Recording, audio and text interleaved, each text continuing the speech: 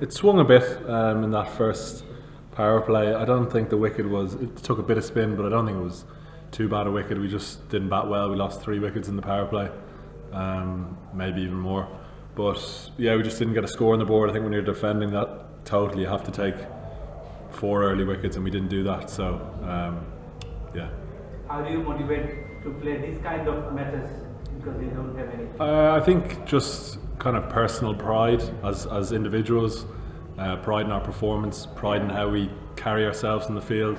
We're obviously knocked out of the competition. We were knocked out before today, so yeah, it's just disappointing. We've kind of just been on a big losing run and can't really gain any momentum. But yeah, we've got one more game and we have to kind of just face it and go out and try to play good cricket. You joined on the later part of Khulna, and there was not much left for Khulna. So was there something on your mind? There's a tour coming from Ireland, Bangladesh. The test is going to play here. So was there any thought that you could adjust and get some sense about the wicket here? Yeah, no, it probably looked like I was batting like a test match, but no, it's a really nice place to play cricket, and I was very fortunate that Khulna wanted to sign me. I obviously came in towards the back end where we needed to win games. Certainly my first game, I think, against Camilla, we were in a strong position to win the game, and that could have maybe changed the momentum, but it didn't.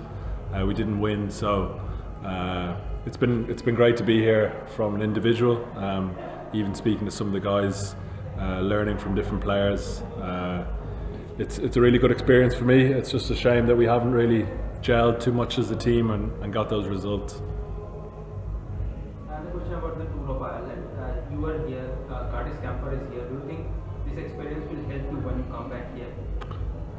I hope so. I think maybe at the end of that tour, after the test match, if I'm sitting here again, I can tell you if it was beneficial, but I think it is.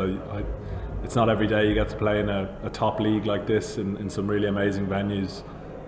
Certainly been in contact with our head coach back home, just giving him information on the different types of surfaces we're going to come play on, what's it like under lights, all those little things.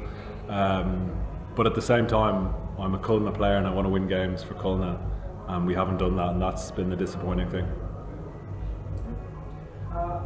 You will be playing Bangladesh in your home again, and that series will be a part of ODI Super League. And if you can get a clean sweep against Bangladesh, you can qualify for the World Cup. And unfortunately, probably you will not be playing that series in Ireland. Probably that series will be in England. So, are you confident enough to beat Bangladesh 3-0? It'll be very difficult. I think Bangladesh have proven over the last 2 or 3 years that they're one of the top ODI teams.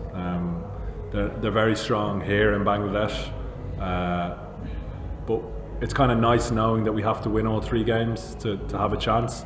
So we've played pretty good 50-over cricket, as an Ireland team. We've beaten some big teams, and we know we're going to have to be at our best. It'll be nice to play them here next month. So by the time our games come around in May, we'll have a good idea of what we need to do to win those games. There is a test match here apart from Gokal and CBC, Ireland doesn't have that kind of spinners. What will be your plan for the spinners in sort of in the test match? Yeah, it's very tricky because we haven't played a lot of test cricket. Our last test was 3 years ago, 2019 in Lords, which is very different to a test match here. So we're going to pick our squad, and whatever squad we have available, we're going to try our best to win. If it means having to play on a wicket that turns, we'll find a way to try to compete. We know it'll be super difficult, but it's exciting as well, getting to come to places like this and test yourselves against the best in the world. So we're looking forward to that. You are playing in Fantasy League, Starling is there, Little is there, you guys are playing in Fantasy League all over the world. And just you mentioned, you have played your last test around 3 years back. So how far do you think Ireland will go as a test nation? I mean, what's the future for test in Ireland? It's very hard to tell because we don't currently have domestic first class cricket. So a lot of our younger guys who are coming through the system aren't being exposed to first class cricket or red ball cricket. When we play our next test match here in Dhaka, we're going to have maybe half our team making their test debut, and those guys will maybe played 10 first class games. So there is a lot of inexperience. We know that they're very good one-day players, but test cricket is very different, and I think for us to continue to get better at test cricket, we need to play more test cricket, and we need to play more first class cricket. And you've seen how quickly Bangladesh have become a force in test cricket over, I don't know when they got test status, maybe the late 90s, 2000. So 23 years is a long time, but now they're a good test team. So I think it's a long process. It's not going to happen overnight, but I'm looking forward to playing another test match.